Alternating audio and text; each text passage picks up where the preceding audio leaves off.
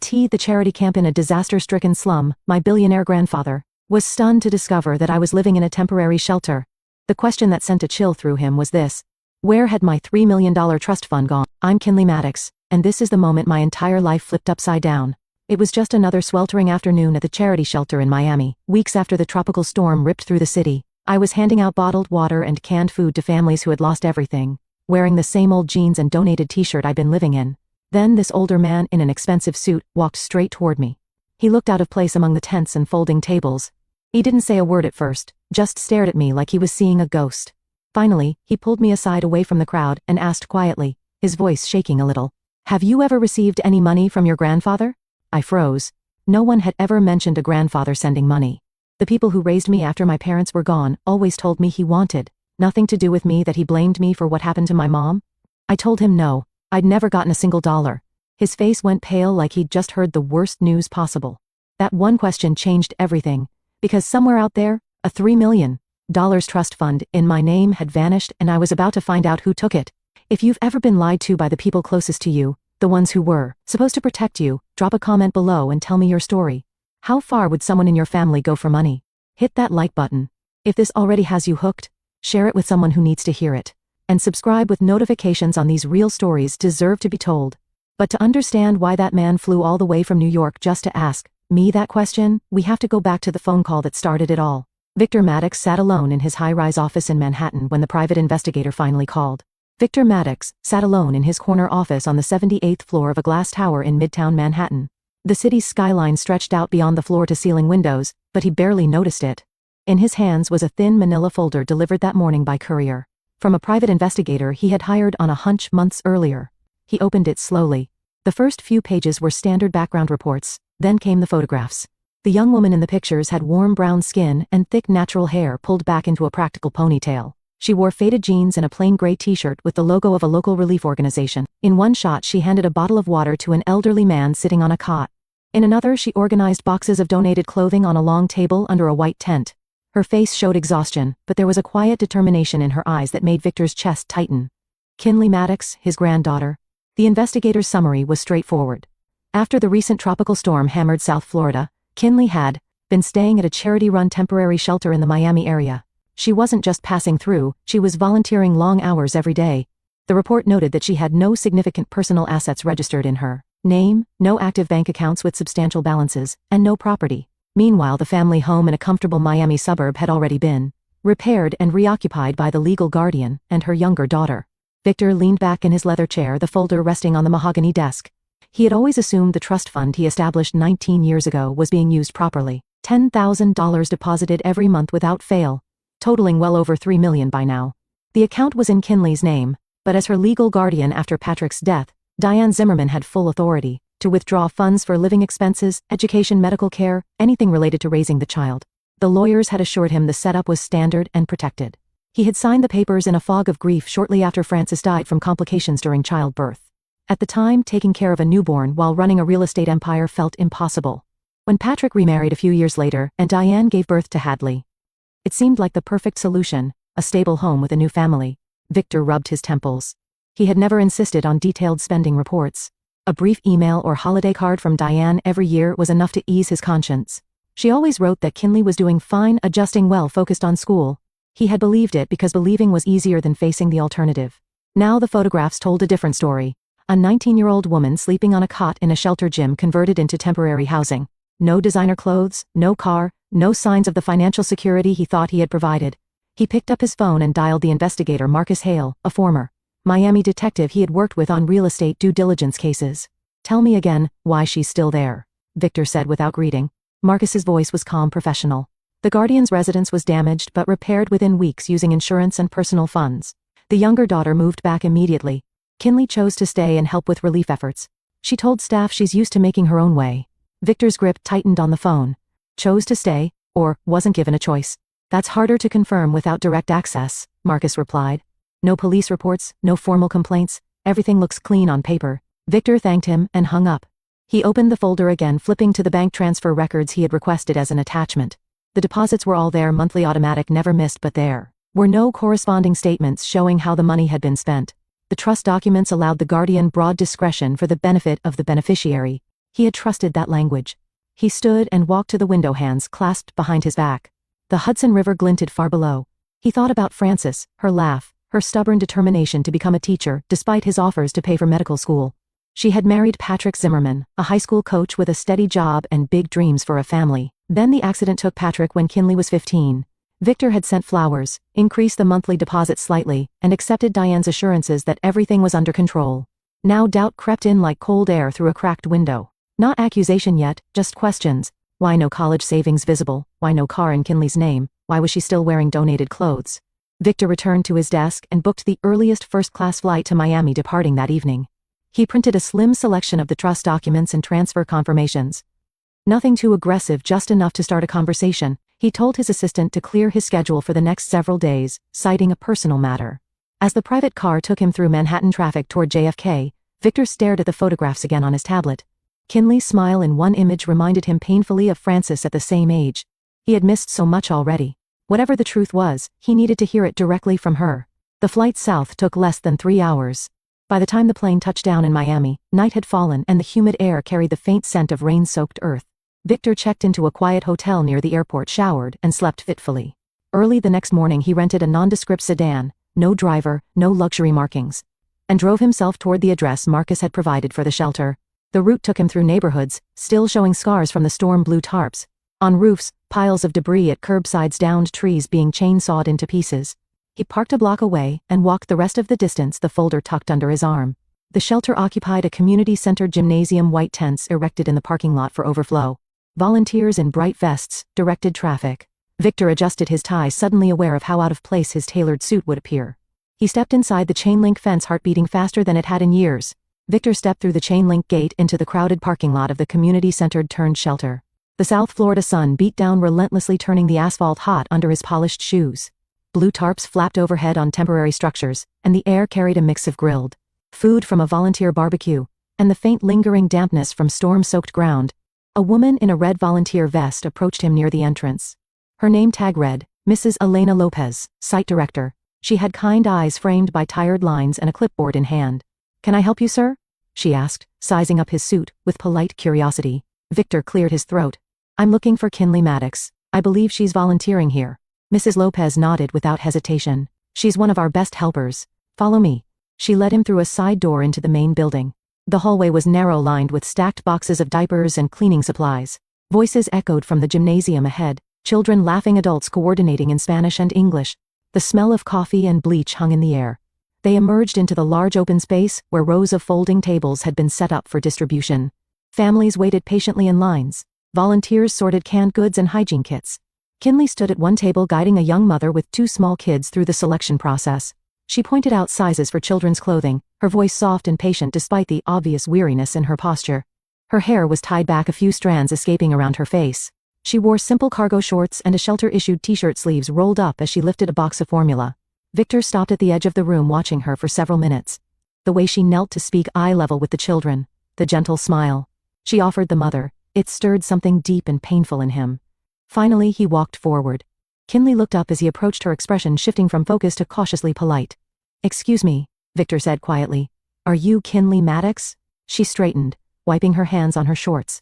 "Yes, that's me. Do I know you?" He hesitated, searching for the right words. "My name is Victor Maddox. I'm your grandfather." The words hung between them. Kinley's eyes widened slightly, but she didn't smile. Instead, she glanced around at the busy room, then nodded toward a quieter corner near the exit doors. "Let's talk over there," she said, leading the way. They stood in the shaded hallway outside the gym. Kinley crossed her arms, not hostile but clearly guarded. Victor pulled out his phone and showed her an old photo of Frances at 19 standing on a beach. Laughing wrist turned just enough to reveal a small heart-shaped birthmark. "Your mother had this mark on her left wrist," he said softly. "You have the same one." Kinley glanced down at her own wrist instinctively, then back at him. Her expression softened a fraction, but suspicion remained. "No one ever told me about a birthmark," she said. "Diane never mentioned you at all, except to say you didn't want anything to do with us after Mom died." Victor felt the words like a punch. He kept his voice steady. "I'd like to explain if you'll let me, maybe over dinner tonight. There's a quiet restaurant at my hotel nearby." Kinley studied him for a long moment. Volunteers passed by carrying boxes, casting curious glances. She shifted her weight, clearly weighing her options. "I have another shift until 6, she said finally. "I can meet you at 7, but only for an hour. I need to be back here early tomorrow. Victor nodded gratefully. That's more than fair. I'll send a car if you'd like or meet you wherever you're comfortable. I'll find my own way. She replied firmly. Text me the address. He gave her his number and she typed it into her basic phone. Then she returned to her table without another word, resuming her work as if the conversation had been routine. Victor walked back to his rental car in a daze. The short exchange had told him more than any report. Kinley's guarded tone, the way she mentioned Diane so matter-of-factly, the casual reference to Hadley's teasing, it all painted a picture of distance he hadn't expected. He drove to a nearby cafe to wait out the afternoon, ordering black coffee he barely tasted. His mind replayed the birthmark detail. He had chosen it deliberately, something only family would know, something Diane couldn't have fabricated easily. Kinley's reaction confirmed she had never heard it before. By 7, he sat at a corner table in the hotel's seafood restaurant, overlooking the ocean. The place was understated with white tablecloths and soft lighting. He arrived early, folder left in the room this time. Kinley appeared at the entrance right on time, having changed into clean jeans and a simple blouse, still practical, nothing extravagant. The hostess led her over. Thank you for coming, Victor said as she sat. She nodded, accepting a glass of water. I almost didn't. But that birthmark thing? It got me curious. They ordered light meals, grilled fish for him, salad for her. Conversation started slow. Victor asked about her day at the shelter. It keeps me busy, she said. After the storm hit, Diane said the house repairs would take longer, and space was tight with contractors coming and going. She suggested I stay and help out here since I know a lot of the families from the neighborhood. Victor listened carefully, noting how she phrased it. Suggested, not insisted, no bitterness yet, just acceptance. And Hadley? He asked gently. Kinley shrugged. She went back home as soon as school started again. She's got activities, new clothes for the year. She always calls me lazy for staying here longer. The casual way she said it broke Victor's heart a little more. He steered away from money questions, focusing on Francis instead. Your mother wanted to teach elementary school, he said. She volunteered at after-school programs even in college. Kinley's eyes lit up with genuine interest. I didn't know that. Diane never really talked about her. They lingered over coffee. Kinley asked a few careful questions about Francis's childhood, listening intently to stories of beach trips and holiday dinners. Victor kept it light, avoiding anything that might overwhelm her. As the hour wound down, Kinley checked her phone. I should head back. Victor stood. Thank you for trusting me this far. I'd like to keep talking if you're willing. She paused at the table. Maybe. One step at a time. He watched her leave, walking toward the bus stop in the warm evening air. Back in his room, Victor sat on the balcony overlooking the dark ocean. The short dinner had given him more questions than answers, but also a fragile thread of connection. Kinley hadn't run away. She had listened. That was enough for now. The restaurant's large windows framed the dark Atlantic beyond, waves barely visible under the moonlight. Victor and Kinley sat at their corner table, plates pushed aside, the remains of dinner growing cold. He had waited until the server refilled their water before reaching into his briefcase. He placed a slim folder on the table and opened it to a printed summary page. This is something I've carried with me since arriving, he said quietly. Kinley leaned forward, curious but still reserved. The page showed a column of dates stretching back years each, with a transfer amount $10,000, month after month. These are deposits I made into a trust fund set up in your name right after your mother passed, Victor explained. The total has gone well past $3 million by now. It was meant to cover everything: education, living costs, whatever you needed growing up. Kinley stared at the numbers, her fork forgotten in her hand. She traced one line with her finger as if testing if the paper was real. I've never seen this before. No one ever told me about any trust fund. Victor nodded slowly, keeping his tone neutral. When your father remarried and Diane became your legal guardian, the account allowed her to withdraw funds for reasonable expenses related to raising you, things like housing, food, school. That's standard under Florida law for minors. He didn't add accusation, only fact. Kinley's brow furrowed as she processed it. So all this money, it was supposed to be for me. That was the intention, Victor replied. I trusted the system and the people in your life to use it properly. Kinley sat back, folding her hands in her lap. The surprise in her eyes shifted to something more complicated, confusion mixed with a quiet hurt. He pulled out his phone and dialed a contact marked David Klein, attorney. The call connected quickly. David, it's Victor. I'm with Kinley now. I need you to run a full trace on recent activity in the trust. Withdrawals, transfers. Everything from the last 5 years at least. Prioritize the largest ones. David's voice came through clearly on speaker, professional and calm. I can start pulling statements tonight, but a detailed forensic review will take a few days. I'll need signed authorization from you and ideally from Kinley once we confirm her access. Victor looked across the table. Kinley gave a small nod. We'll get that sorted tomorrow, Victor said. Keep me updated. He ended the call and slipped the phone away. Silence settled for a moment, broken only by distant clatter from the kitchen. Kinley spoke first, voice low. After Dad's accident, I was 15. Things changed at home. Diane started focusing more on Hadley. New clothes for her better school's dance lessons. I got told to pitch in more, take part-time jobs at local stores to cover my own stuff. Victor listened without interrupting his coffee untouched. She'd say it built character. Kinley continued. Hadley picked up on it, 2 little comments about how I didn't need much anyway. I figured that's just how it was after losing Dad. Money got tight for everyone. She shrugged, but the motion carried years of quiet acceptance. Victor felt the weight of it settle in his chest. He had sent those deposits religiously, convinced they eased his absence. I should have asked for more updates, he said finally. I let distance become an excuse. Kinley met his gaze. Why didn't you visit, or call? The question was direct, not angry, just searching. Victor exhaled slowly. Grief does strange things. Losing Francis broke something in me. I threw myself into work, told myself the money was my way of providing. Diane sent occasional photos and notes saying you were fine. I didn't push because facing the truth felt harder than signing checks. He reached into the folder again, and pulled out a small printed photo. Francis on a pier, sketchpad in hand, drawing the ocean at sunset. Your mother loved painting water, he said. She'd sit for hours capturing how the light changed on waves. Said it made her feel connected to something bigger. Kinley took the photo, carefully studying her mother's concentrated expression. A faint smile touched her lips.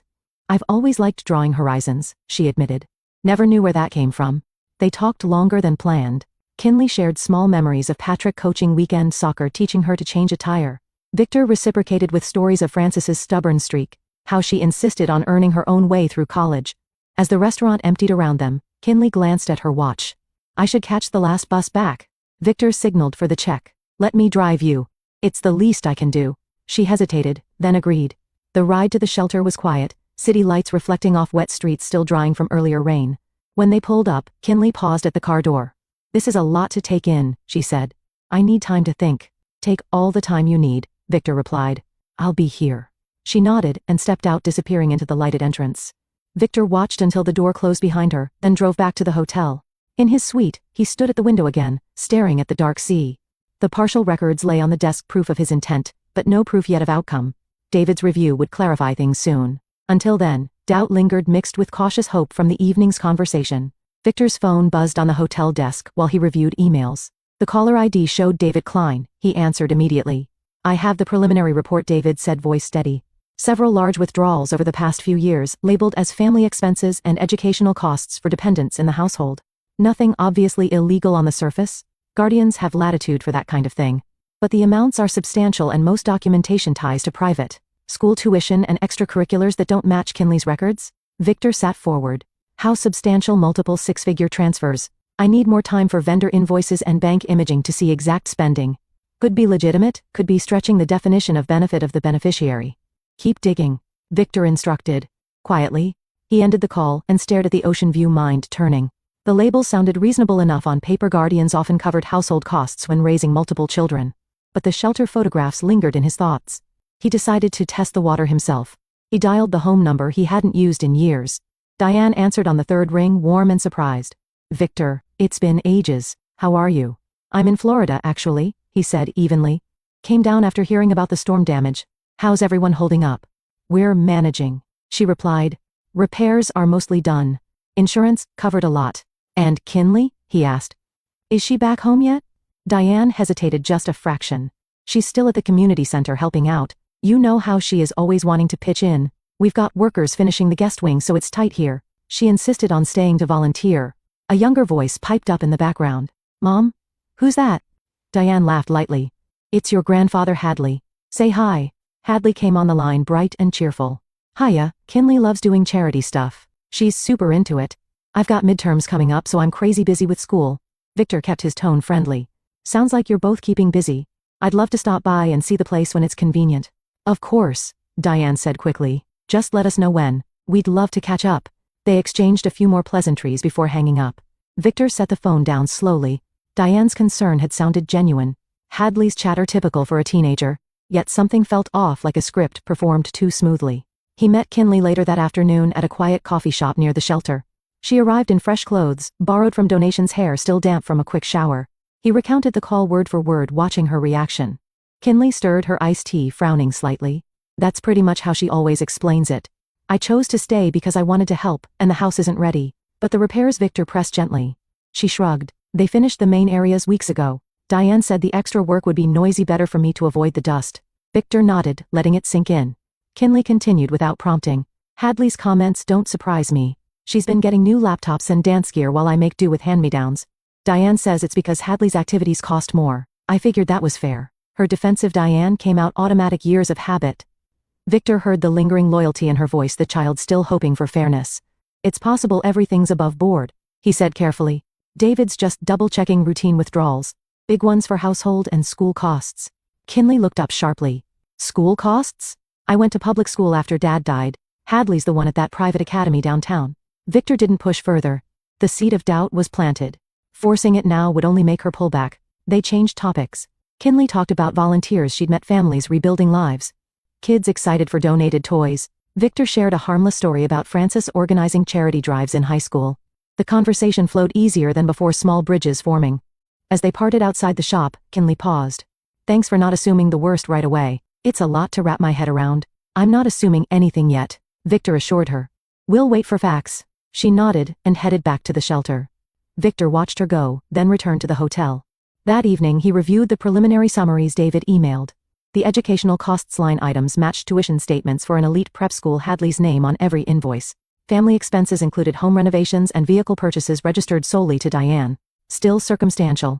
Guardians could argue shared benefits. Victor closed the laptop. Confrontation too soon risked pushing Diane into defensiveness, or worse, legal stonewalling. He texted Kinley goodnight, keeping it light. She replied with a simple thumbs-up emoji.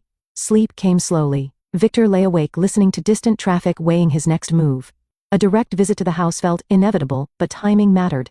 He needed Kinley on board, not caught in the middle. The doubt had deepened, but certainty remained out of reach. The rental sedan pulled into the circular driveway of the Zimmerman residence in a gated Miami suburb. The house was a modern two-story stucco with fresh paint and manicured palms. No visible signs of storm damage remained. Victor parked behind David Klein's discreet gray SUV. Kinley sat in the back seat, hands clasped tightly in her lap. David turned from the front passenger seat. Remember, we're here to ask questions, not accused outright. Let the documents speak. Victor nodded. They stepped out into the warm morning air.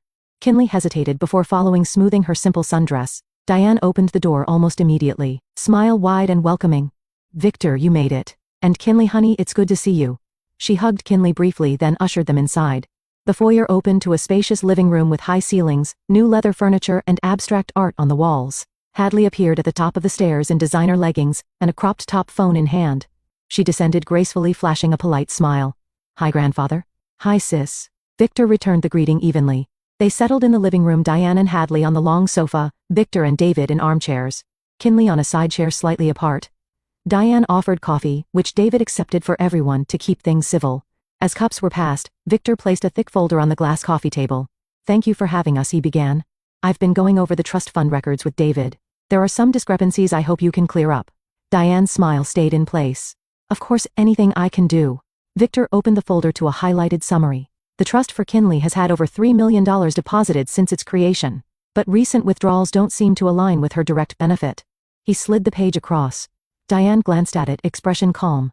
Those are normal family expenses, she said smoothly. Raising 2 girls isn't cheap. Roof repairs after the storm, utilities, groceries, we all shared the house. David leaned forward. The labels say educational costs for dependents and household maintenance. Can you walk us through some of the larger ones? Diane nodded. Absolutely. Hadley's tuition at Coral Ridge Academy is $45,000 a year. Dance competitions, tutoring, those add up. Hadley chimed in brightly. And the trip to Aruba last spring was amazing. Mom said it was good for family bonding after all the storm stress. Kinley shifted in her seat, eyes widening slightly. Victor kept his face neutral. David flipped to another page. This withdrawal for $60,000 listed as home renovation. The contractor invoices are in Hadley's name for her bedroom suite. Diane waved a hand. It was for the whole upstairs. Kinley had her room too. But Kinley hasn't lived here full-time in months, David pointed out quietly. And this vehicle purchase registered solely to you. Diane's smile tightened. Company car for errands benefited everyone. Hadley scrolled her phone absently. Kinley never wanted fancy stuff anyway. She's always been more basic. The word hung in the air. Kinley's cheeks flushed, but she stayed silent. Victor spoke for the first time since the documents came out. The trust was established specifically for Kinley's future. Florida law allows guardians reasonable expenses, but the bulk must benefit the named beneficiary. These records show almost nothing directly for her. No college fund contributions, no personal accounts, no major purchases in her name. Diane straightened. I've raised her since she was little. Close food, a roof that's benefit enough. The money kept the household running. David produced more pages invoices for European vacations jewelry, a pool installation. These don't mention Kinley at all. Diane's composure cracked a fraction. Bank errors happen. Or maybe the lawyers mislabeled. Hadley looked up from her phone, sensing tension. Mom did everything for both of us. Kinley just didn't want the same things. She never complained about not having new clothes. Kinley finally spoke, voice steady. I didn't complain because I thought we couldn't afford it. Diane shot her a sharp glance. We managed fine. Victor's tone remained even. Where has the $3 million trust fund for Kinley gone? Diane? The question landed heavily. Diane's eyes darted between faces. It's gone into raising my family, she said, voice rising. Frances had everything handed to her rich parents' perfect husband. When she died suddenly there was all this money for her kid. I had to make it work for everyone. Hadley frowned. Mom? Diane continued, words tumbling faster. Why should only one child get advantages? Hadley deserved opportunities too. David closed the folder. These patterns suggest intentional diversion of funds meant for Kinley. That crosses into embezzlement territory. Diane stood abruptly. You're twisting this. I'm the one who stayed, who sacrificed. Victor looked at Kinley, who met his gaze with quiet resolve. David stepped into the hallway and made a call. Uniformed officers arrived within minutes, local police responding to reported financial fraud with documentation in hand. Diane's protests grew louder as they explained the arrest process. You can't do this in my home, she exclaimed. Hadley dropped her phone, eyes wide. Mom, what's happening? Diane turned to her daughter, face crumpling. It's a misunderstanding, baby. Call our lawyer. The officers cuffed Diane gently but firmly, reading rights. She went silent, staring at the floor as they let her out. Hadley followed to the doorway, watching the patrol car pull away, confusion turning to shock. Kinley remained seated, breathing measured. Victor placed a hand on her shoulder. David gathered the documents. We'll need copies for the case file. Hadley turned back inside, voice trembling. This is crazy. Mom wouldn't steal. But the evidence scattered on the table told another story. Victor guided Kinley to the car. She paused at the threshold, looking back once at the stunned teenager in the doorway. The drive away from the suburb felt surreal, palm trees blurring past windows. The criminal courthouse in downtown Miami became a familiar place over the following months. Proceedings dragged on as Diane's defense team filed motions, challenged chain of custody on bank records, and argued the withdrawals fell within broad guardian discretion under state law. Victor and Kinley attended most sessions, sitting in the public gallery behind the prosecution table. David Klein coordinated with the state attorney, presenting evidence methodically to avoid any appearance of overreach. Opening statements set the tone. The prosecutor outlined a pattern of systematic diversion funds, intended for one beneficiary, redirected to personal luxury and the exclusive benefit of another child. Diane's attorney countered that all spending supported the household, where Kinley lived for years, claiming any imbalance was unintentional. Bank experts took the stand first. They displayed transfer logs projected on a large screen highlighting deposits from Victor's account, followed by rapid outflows to vendors unrelated to Kinley's needs. Tuition payments to Coral Ridge Academy appeared repeatedly, all invoiced to Hadley Zimmerman. Diane sat straight in her chair, the defense table, expression composed. Hadley attended several days, dressed conservatively, sitting with a family friend.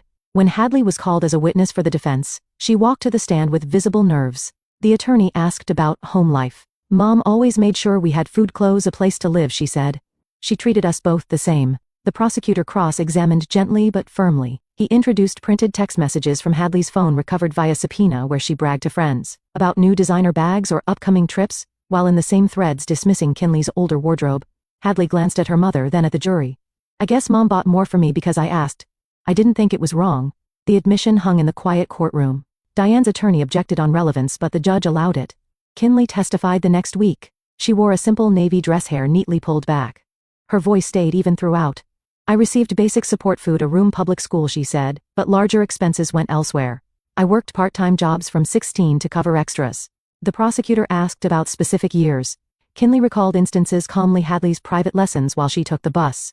New furniture delivered for the younger girl's room, while hers stayed the same. She didn't raise her voice or show tears. The jury watched her steady delivery. Victor took the stand briefly to confirm the trust's purpose, established solely for Kinley's security after Frances's death. He acknowledged signing broad guardian powers, but stated his expectation was primary benefit to his granddaughter. Diane testified last for the defense. She maintained the funds sustained the entire family unit, insisting any disparity reflected different interests between the girls. I loved both of them, she said. Money was for stability. Cross-examination proved difficult for her. When shown jewelry receipts and vacation bookings excluding Kinley, she blamed accounting errors or gifts from other sources. Closing arguments summarized months of testimony. The prosecutor emphasized intent repeated choices favoring one child, while the named beneficiary received minimal direct support. Diane's lawyer pleaded for understanding of complex family dynamics. The jury deliberated for 3 days. When they returned, the 4 persons stood. We find the defendant guilty on all counts of embezzlement and fraud. Diane showed no outward reaction. Hadley in the gallery covered her face. Sentencing came weeks later. The judge reviewed victim impact statements, including one from Kinley. Read by the prosecutor focused on lost opportunities rather than anger. 12 years incarceration. The judge announced full restitution ordered. All assets traceable to diverted funds residents' vehicles accounts will be seized and liquidated for return to the trust. Hadley faced no charges. As a minor during most transactions, she qualified as an indirect beneficiary without criminal liability. Court services arranged for her to live with a maternal aunt in Central Florida, in a modest apartment far from former luxuries. Victor and Kinley left the courthouse into bright sunlight. Reporters waited outside, but David steered them away. In the car, Kinley stared out the window. "It's over." Victor nodded. "The legal part? Yes," she turned to him. "I don't feel victory, just empty." He reached over and squeezed her hand. "That's normal. Healing takes longer than any trial." They flew back to New York that evening. The seized assets would rebuild the trust over time, but money felt secondary now. Hadley's new life began quietly. No private school. No extravagant allowances. The aunt provided structure and part-time work expectations. Diane began her sentence at a federal facility, standard conditions for financial crimes. Kinley unpacked in the guest room. Victor prepared simple and comfortable. Kinley stepped into the spacious penthouse for the first time, suitcase in hand. The marble floors and panoramic views of Central Park felt overwhelming. Victor showed her to a guest suite, but she hesitated. "I'm not ready for all this space," she said quietly. "Could I start in the smaller guest room or even the sitting area off the library?" Victor understood without question. He prepared a comfortable corner room with a daybed and simple furnishings. Kinley unpacked slowly, placing her few belongings in drawers. The quiet luxury still felt foreign, like borrowing someone else's life. She enrolled at a local university in a social work program, starting with introductory courses. Classrooms filled with discussions about community support systems resonated deeply. She listened more than spoke at first, absorbing perspectives on family dynamics and recovery. Victor never pushed evenings. They shared meals prepared by his longtime housekeeper. He talked about Frances when Kinley asked how she organized food drives as a teenager. How she believed small acts could rebuild trust after hardship. "I should have seen the sign sooner," he admitted one night over tea. "Trusting paperwork over people was my mistake." Kinley nodded, stirring her cup. "We both trusted too easily." They decided to channel the recovered funds into something meaningful. David helped establish a modest foundation named after Frances Maddox. Its focus stayed narrow: emergency housing grants and mentoring for young adults displaced by natural disasters. The first awards went to Florida families still rebuilding. Applications arrived steadily. Kinley reviewed them in the evenings, matching needs with available resources. Seeing direct impact gave her purpose. One afternoon, a plain envelope arrived via David's office. Inside was a handwritten letter from Hadley. "I've had time to think about everything," it read. "I knew Mom favored me and never questioned it. The things I said to you, calling you lazy, making fun of your clothes, were cruel. I'm sorry. I wish I could take them back." Kinley read it twice in silence. The words carried regret, but memories of years spent on the sidelines surfaced too. She folded the letter and placed it in a drawer, neither replying nor discarding it. She made no effort to contact Diane or Hadley again. Visits, letters, updates. None came. None were sought. Diane served her sentence in a low-security facility, routine strict and days-long. Former friends distanced themselves. Social circles closed ranks around reputation. Hadley adjusted to ordinary life, with the Ant Public High School part-time job at a local cafe. The shift from privilege to normalcy proved jarring, but she adapted without public complaint. Kinley's days gained rhythm. Morning classes, afternoon volunteer shifts at a Manhattan crisis center, evenings studying or reviewing foundation files. Victor joined board meetings when health allowed, offering quiet guidance. Trust grew gradually. She accepted the larger bedroom when ready. They took walks in the park, discussing books or current events. Victor shared more photos from old albums. Frances at graduation, holding newborn Kinley briefly before complications set in. Some nights doubts resurfaced. Kinley wondered if she could ever fully let go of the years feeling invisible in her own home. Therapy sessions through university helped unpack the layers. "I'm learning boundaries aren't selfish," she told Victor after one appointment. "Cutting contact doesn't make me unforgiving. It makes me protective of what peace I've found." He listened without judgment. The foundation expanded slowly. A second round of grants supported tutoring programs for displaced teens. Kinley spoke at a small donor event, voice steady, as she explained why stable housing mattered more than money alone. Standing on the penthouse balcony one crisp evening, city lights sparkling below, Kinley reflected on the path. "Money can disappear," she said aloud to the night air. Trust can be broken by the people meant to guard it. But what no one can take is the choice to keep going to turn pain into something that helps others. She thought of families receiving aid because of the foundation of students like her finding second chances. Some wounds don't heal clean, she continued softly. They leave scars. But scars remind us we survived, and surviving isn't the end, it's the beginning of deciding who we become next. Victor joined her at the railing, silent companion. Kinley leaned against it, breathing in the cool air. The trust fund had been restored through seizure and restitution, but its original purpose felt distant now. What mattered was the life built from remnants, the quiet mornings with real family, the work that gave meaning, the hard one, understanding that worth isn't measured by what others give or take. She turned inside, closing the glass door on the past.